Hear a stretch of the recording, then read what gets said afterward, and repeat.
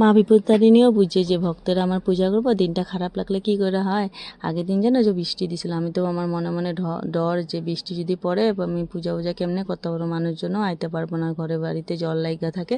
এতে দেখো আমি সকাল সকাল দেখি দিনটা দেখা বহুত ভালোই লাগছে, মানে ঘরের ক্লিনিং করে আয়া পড়ছি হলো এই যে ঠাকুর রুমে চেক করতে আসি, মানে কি কি আনছে আগের দিনই আমার ফল ফসলি বাজার করা হয়ে গেছে বুঝছো। আর মানে গয়না লিতেছে সব আনা হয়েছে কি না, আর কি কি আনা না আনা হলে কয়ে দেবো মানে।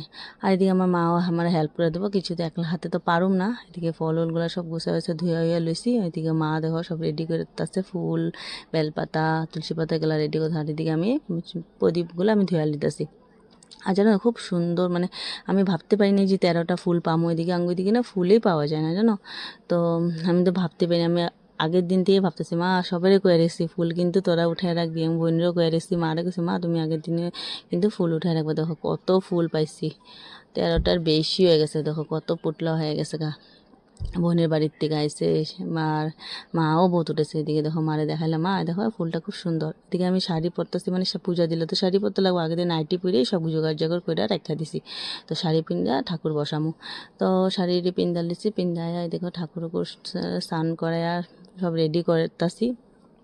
আর জানোই তো ঠাকুর রুমটা মানে ছোটো মোটো, আর সব তো নেয়াই হয়ে গেছে গা হুজাইতে।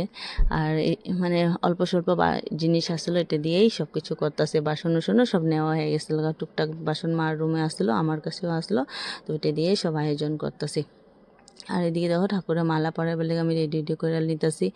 আর আর কইরা এদিকে পুজোর ভোগও লাগাই দিছি, লাগাই ঘটুর বসে আমি এখন পাঁচালি পড়ুম। আর আমি হাজব্যান্ডের করে দিই তুমি অল্প আমার ভিডিও করে দাও, ও তো সবজি কাটতে ব্যস্ত পুরা। তো আমি করতেছি ভিডিওটা ভালো মতন করবা, ও ভিডিও মানে ক্লিয়ার করতে পারে না।